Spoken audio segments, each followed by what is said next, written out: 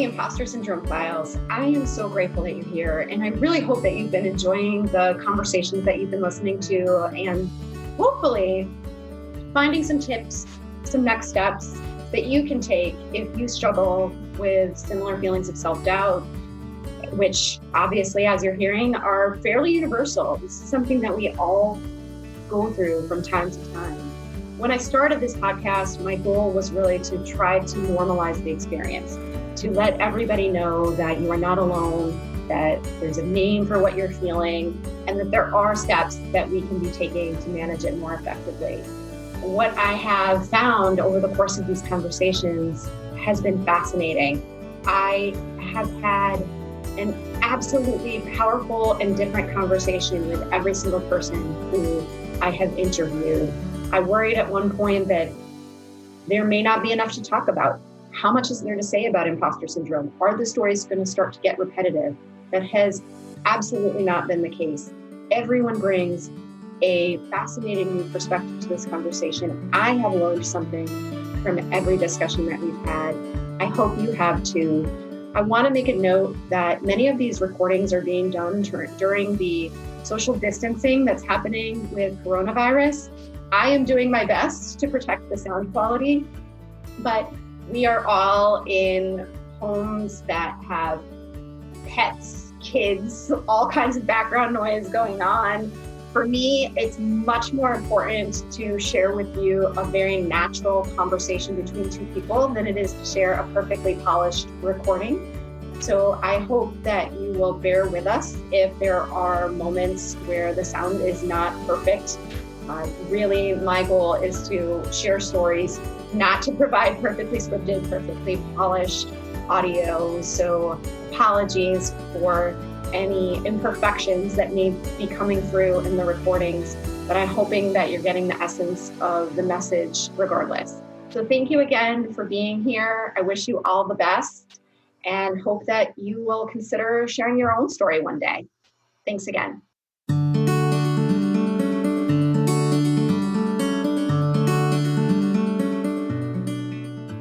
Welcome, Tara. I am really excited to talk with you today. I'd love to start by learning more about you. Absolutely. My name is Tara. I am a born and bred Texas girl, which I'm very proud of. And just as for my career, I've been in banking for 22 years now, mostly in the commercial lending side. The last couple of years, I've spent a little bit more time on the deposit and treasury management side. And I'm super excited to be here. Great. Well, I will start by asking you the question that I generally kick these off with, which is, what does imposter syndrome mean to you? And related to that, how, if at all, has it shown up in your own career and in your life? Absolutely. I just learned the term imposter syndrome a couple of years ago.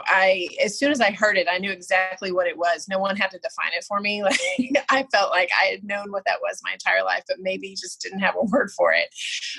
For me, it shows up as sort of a discrepancy between what is reality and what is my perception of reality in my head. It looks like self-doubt and second guessing. And sometimes it can look like me trying to prove that my insides match my outsides, as opposed to accepting sort of a discrepancy between the two. And I know for me, that is how it shows up. Like, it shows up in a way that everything on the outside could be providing me evidence that things are going fantastic and I'm doing a great job. But on the inside, I feel like any moment I'm going to be fired and I'm doing terrible. I love the way you say that, the discrepancy between perception and reality. I think that's a really great way to capture it. And I'm curious, are there particular scenarios that are more likely to trigger that feeling than others? Do you find any pattern to your experience with it? Yes, my pattern is the volume gets really high when I'm trying something new, when I'm being asked to lead something fresh and new, being stretched a little bit in my day-to-day.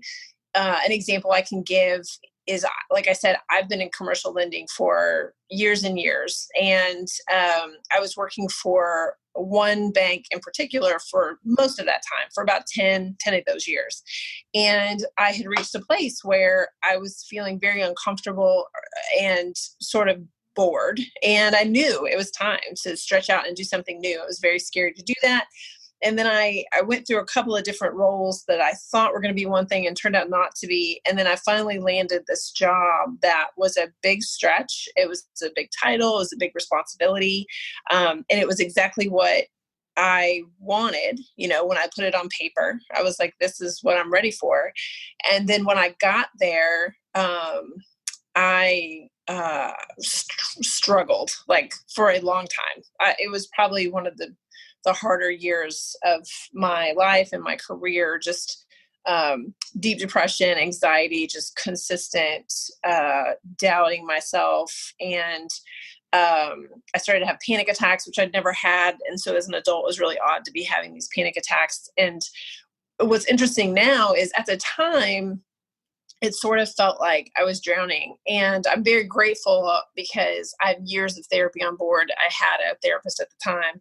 I have years of, recovery work on board. And so I was never in danger of like getting lost in it, but I couldn't seem to find my way out of it. Like I was really struggling to kind of get myself out of it. And what ended up happening is, I had to start paying attention to what was real and what was not real. And I slowly started to gain some clarity in that role. And now I'm not at that job anymore. I was there about another year, and now I'm in a new role for the last couple of years. But looking back in hindsight, which is always how we see it, right? Mm-hmm. I can absolutely recognize that there was a very innate part of myself that did not think I was competent, did not think I could do that job. But now when I look back, I can see that I did that job really well, and I learned so much, and everything I learned in that job I've needed for this job. It's made this job even better because of it. And I can see that everything I had to go through there was completely necessary, but I can absolutely in hindsight see the difference between what I thought was happening and what was really happening.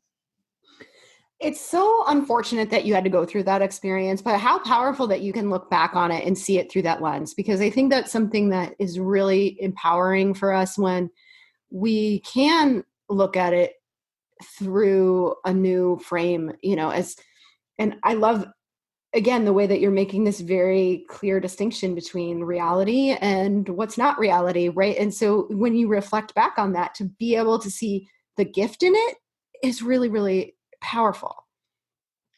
Yeah, it's interesting too. I've thought about it a little bit over the last year or two that I've left that relationship, and I've seen little glimpses of that. But in there's been a project that I've been working here at my job currently during this pandemic that I have felt so invested and in control of, and so grateful to be a part of. And I never would have been able to do it or run it the way that I have without that experience at that last job. And so I think having this pandemic, I swear to God, it's an interesting conundrum, because it has turned the volume up on some anxiety and struggle, but it's also really shown a light for me, showing me where I excel and providing a lot more clarity to past experiences that felt painful at the time, but have put me exactly where I need to be today.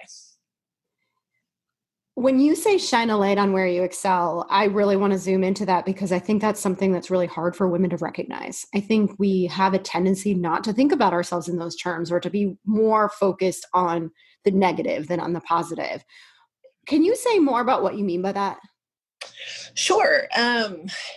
It's interesting. I'm going to frame it one way that's going to sound maybe negative, but I don't think it's negative. So, I just, in my history and background, without veering too far off the line, I tend to really get focused and handle crisis management well. I get very streamlined and I can see clear through the forest to the path when the pressure is on. And so this situation, what we had at our bank, there's been some stimulus acts passed and some lending that had to get done. And no one else at our bank had experience with some of that. And I did. And I was able to take that and not just like make the lending happen, but bring together a team and outline, specifically what needed to be addressed, how it needed to be addressed, and kind of keep the train on the tracks. And that's something I've done in other projects here at the bank. I mean, I knew it was a strong point for me. Like I'm pretty good at outlining details and,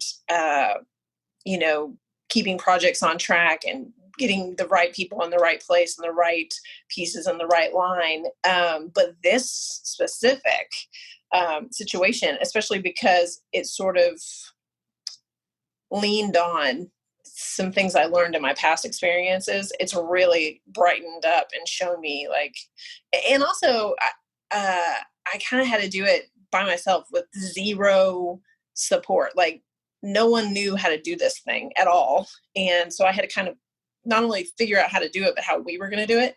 And in the past, that would have totally stopped me down. I would have freaked out. I would have felt like, I don't know enough, or maybe I'm wrong. But I think just having built some experience of doing projects over the last couple of years and knowing that I had the experience for this, it just really reiterated and pushed for me, like, yes, you are really good at this. Like you handle this well. It sounds like you've grown a lot in the past few years or so, or, as we reflect back on what you're describing as the distinction between that previous role and where you are now. And that's fantastic. I mean, it's so great to hear you talk about yourself in those terms and to be able to really embrace and connect with your strengths. What would you mentioned having had support, right? You talked about therapy. Are there any other strategies or tools that you used to get from where you were then to where you are now? Yes, I talked about this a little bit yesterday in a call, and I think I maybe mentioned it to you as well. There was a book I read during that time called Disrupt Yourself. It was written by Whitney Johnson. And it was very right on time because it's all about the learning curve, sort of the hills and valleys we go through. And that is what I would struggle with. I would often find myself in this pattern where I was learning something new and that was really difficult for me and felt impossible. It felt like I was drowning. And then as I got better at it, I felt more comfortable. And then I would sort of plateau and fall into this pattern of knowing that I was bored, but not knowing what to do with that. And and I can go back my entire career and show you, now show myself, I guess, because, I had to do that math, but I can look at my entire career now and see where I was on that curve in various places and know exactly how I felt during that time, but having no idea that it had to do with where I was in that curve, just thinking like, oh, I just have this weird pattern where I get bored every couple of years and I want to change jobs or I want to do something new. And reading that book at the time was so helpful because not only did it help me focus on, the reason this feels hard and the reason this hurts so much is because I'm in the learning phase of the curve. And if I can, instead of fighting it, like trying to fight these feelings and fight how this looks, if I could settle in and accept this is where I am, like, this is where I am, this is supposed to feel a little bit difficult. And then, work that curve in the direction it was meant. It really made a huge difference for me. And I think at the end of that job, I did not jump that job to run away. I landed exactly where I wanted to land, and I went exactly the direction I wanted to go.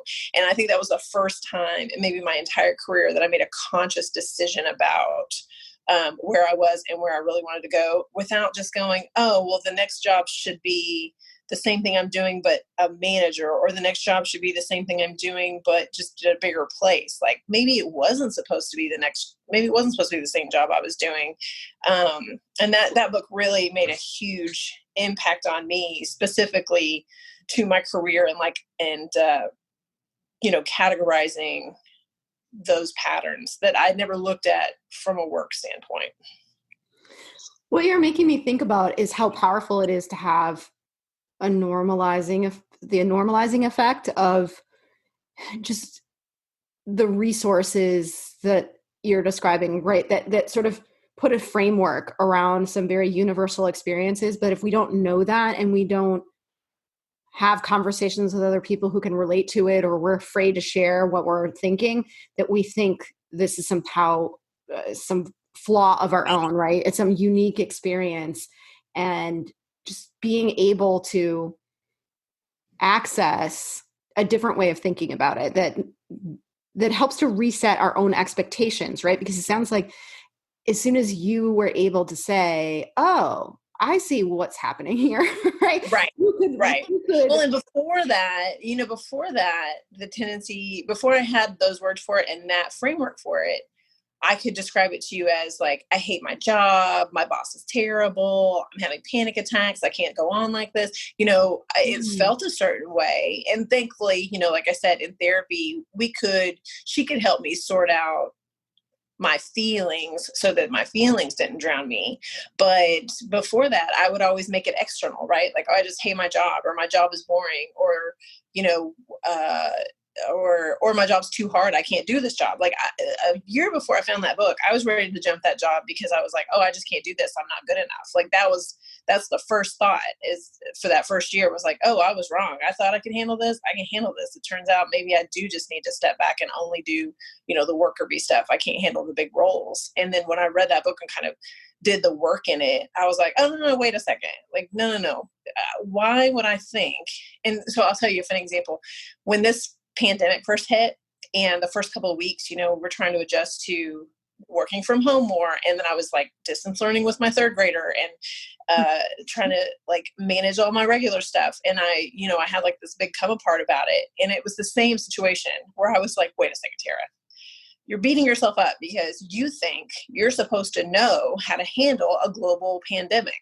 Please point to me in your life where you have ever done global pandemic before and you're supposed to know how to do it. Like, please explain to me where the instructions were that now you just aren't able to do it. And it was the same thing in that job. It was like, I can absolutely do this job, but I have never done this job before. And I need to offer myself some grace. And the minute I was able to switch that, I took the blame off everybody else. It took the blame off the job itself. It took the blame off me because it wasn't that I just wasn't working hard enough or doing good enough or smart enough. It was none of that. It just is what it is. It would have been the same for anybody that had never done that role before.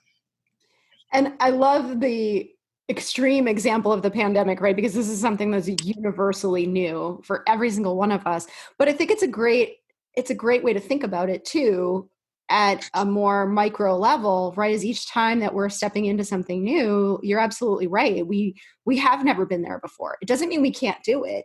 It just means that we have to have some patience and we have to be more resourceful and creative about how we go about integrating into that new role or that new responsibility. But it's not because there's something fundamentally wrong with us. Right. It's not because I'm not good enough. It's not because I'm not smart enough. It's just new. Exactly. And yeah. So, it sounds like there's a lot that you learned about yourself on this journey. I'm curious too, if you noticed anything about the environment. Is there anything that was different about the environment that you were in when you were struggling more, or the one that you're in now that made you feel more or less supported, that had any impact on how you saw yourself? Yes, absolutely. The role I was in before, there was definitely less support. It was kind of an every man for himself, and not in a bad way, just in a very entrepreneurial Wild West kind of way, which is completely okay. They do a great job and it's a great place. but what I found at the end of that, after doing the actual work on it, is instead of this is a terrible place to work, it was more of like, you know what?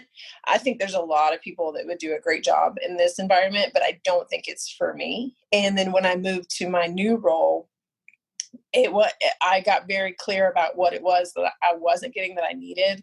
And that's what I've gotten here. It's a little bit of a bigger team. There's a lot more support. There are places to bounce my thoughts off of, so I don't feel like I'm, kind of handling all this in a vacuum. And what I've learned about myself is that I do need some external, not validation, but just like a sounding board. Like I need a little bit, I need something to bounce things off of. I need people to help kind of bounce things around, a real team. I love that there's so many great things about what you're describing, which is one, that you had the self-awareness to recognize what you needed. And then you were intentional in seeking it out and had the ability to kind of pre-vet the experience. Like, are there things that you would recommend to others because I know there are a lot of people who are struggling right now with trying to figure out what's the best environment for me, where can I be my best self? Mm-hmm. And I think it's one of those constant challenges because you can't find that out in a job description, right? It's hard to see that through the more formal job interview process. Were there things that you had access to ahead of time that made you feel more confident that where you were going was a better fit? Yeah. I'll start with one of the things that I did before this role popped up. I wasn't looking actively, but I was thinking to myself, like, before I make my next move, I'm going to be very clear about what I'm looking for. And I sat down one day, and during my day, I pulled out some paper and I just wrote down the question, what is it that I do during my day that like just sets me on fire? Like, we all have jobs where maybe 80% of it you just love and 20% of it sucks, or maybe it's 50-50, who knows? But I knew that even in the role where I was struggling, there were things during the day that as I was doing them, or conversations I was having, or certain projects, that when I was involved in that stuff, I felt like I was on fire. I felt like that was what, really kept me going. And so I took a couple of days, and just as that would happen, I would write it down and get very clear about what it is that I really loved about my job. And when this new role came up, it kind of came to me. Honestly, I wasn't looking for it. It was an old contact who reached out to me, and I will say they brought me in, and we were having a different conversation. It started out as one thing, and then they started asking me those questions, like, what is it that, sets you on fire? What is it that feels good to you in your role? And as I described it, it wasn't what I'd come in for, but and I'm super grateful and blessed, but they sort of crafted for me the role that I wanted. And I know not everybody gets that. I know that's not going to happen for everybody, but I do think it's something that I feel like if you get very clear about what it is that you're looking for, I do believe that, not to sound too woo, but I do believe the universe will bring that to you, and that you'll find that. I did several interviews here, and I wrote down all the questions that I would have never asked before, like specific to what I wanted. Like, will I get this? Can I do this? Is there room for this? Like, how does this work? I got very specific about what it is I wanted, and I asked everybody's those questions. Can I get these things? This is what I really enjoy. Is this available? Can I do this? Can it look like this? And when I walked in the door here, I knew exactly what I was walking into, and there were zero surprises. It was exactly what I wanted. I love how you were willing to be very direct and honest about what you needed, because I think what often happens is we find ourselves in those interview settings, or when you feel like you're being evaluated, and the temptation is to focus on putting your best foot forward, saying what you think the other people want to hear. And in the process, we lose sight of what's important to us. We forget that we're there to evaluate them too. And yes, absolutely. I think it's wonderful that you were not willing to, before they started asking you those questions, right? You could have just tried to conform to how they were presenting the position, but it was because you were courageous enough to say that you wanted something different that it even allowed for the possibility of crafting a new role. Yeah. I mean, well, and I'll say, it sounds like, oh, how incredible, but I had been in 3 different jobs in like 4 years before this one. So I mucked that up a few times before I landed here. And that was my deal. I was like, I'm not going to bounce again. I want to be very deliberate this time. And so, I had to learn that lesson a couple of times before this time. And I was super grateful that the shift had happened enough where I was like, no, I don't have to, just because, they've come to me and offered, this isn't and I think it comes from scarcity, right? You're like, well, if I don't get this one, there's not another one, or if this is close enough to perfect, then I don't want to hold out because perfect's probably not out there. And I just don't believe in that anymore. I believe that, I'll get exactly what I asked for. I love that. I love that you mentioned the scarcity piece, because I think that is such an important part of this process too. And I'm really happy for you. I'm happy that you've been able to. I mean, I know you mentioned having mucked it up, but that's life, right? Like we often we learn the hard way. Yeah. Again, I would not have gotten this if I hadn't done those things. So it's like, I look in hindsight, I'm all in, I'm all about it. But it's like sometimes, when you're sharing these stories and people are looking at you like, well, that would never happen for me. I just want to make sure people understand, like, hey, it did not happen for me a few times before it did happen for me. Like it took me working that out a few times before I got to a place where I am, Oh, that's great. I appreciate you sharing that too, because that is one of the things about this podcast that I want to convey too, is that, I want this to be relatable. I don't want people to feel like, oh, well, her story is so unique and that's not possible for me. So I'm glad that you said that. Right. Absolutely. Absolutely. So what motivated you to want to tell your story today? What are you hoping that people will take away from it?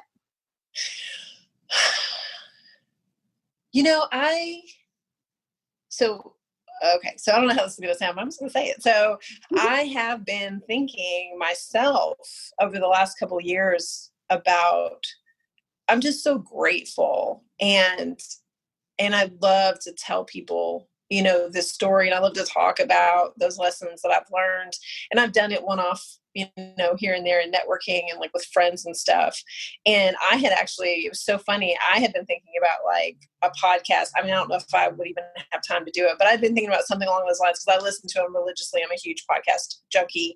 And so the minute I saw your post, I was like, oh my God, absolutely. Like, that's what I've been looking for. It's just an opportunity to put this, that story out there and kind of talk about it. I've been to a few events in the last year or so where imposter syndrome has been a topic of a panel, and I've heard people tell their story or talk about their tips and tools, and I've just been so on fire to kind of share mine. I think it's so important. There's a community I'm in, and it's all about telling the truth and sharing your story so that it takes the stigma out of it, and so that it tells other people that like it's not just you. And that has in my past saved my life, is other women looking me in the eyes and telling me like, hey, that is not something to be ashamed of. That's not something to be scared of. That's something every person is going through. You are not unique. And I firmly believe, especially after the year that I had and the way that I felt, I just knew if I was feeling that like that with years of therapy on board, right? If I felt like if I was having that kind of panic attack and that kind of depression, just thinking about women out there that don't have that support and don't know these stories and how they must be feeling. And I don't want to be any part of not sharing if it could help save someone, that sort of pain. I'm so grateful to you for saying that and for being willing to share so vulnerably today. That's exactly why I do this, is because I want other people to not feel ashamed, to not feel that stigma, to recognize that this is something that we all go through. It's very normal, and to be able to support each other. So thank you so much for being here. Absolutely. You're welcome. Thank you for having me. This was fun. Thank you so much for listening today. If you enjoyed it, please subscribe and share it with other women who can benefit from this conversation. Before we go, I want to share some additional resources with you. If you struggle with imposter syndrome and you want to manage it more effectively, I invite you to join my free Impostor Syndrome online challenge. Every day for 7 days, you'll get an email with self-reflection questions and exercises to help you better understand your own experience with imposter syndrome and how to navigate it more effectively. To join the free challenge, visit executivecareersuccess.com/imposter-syndrome-challenge. When you sign up, you'll immediately receive your first message. Also, if you're interested in joining a community of women who engage in candid conversations that generally aren't happening elsewhere, I invite you to join my Leading Women discussion group. On the first and third Thursday of every month at 12 p.m. Eastern, we meet virtually over Zoom to talk about questions or challenges related to career management, leadership development, and any other relevant topics such as imposter syndrome and confidence. It's always a great discussion with a great group of women. If you want to check it out, you're welcome to be my guest on a future call. Just reach out to me at kim@executivecareersuccess.com and I will share the call details with you. And if you want to join my newsletter to receive tips, insights, and updates, text Leading Women, all one word, to 66866. Finally, consider telling us your story. Contact me to learn more about how you can be a guest on the Impostor Syndrome Files. Thanks again, and have a wonderful day.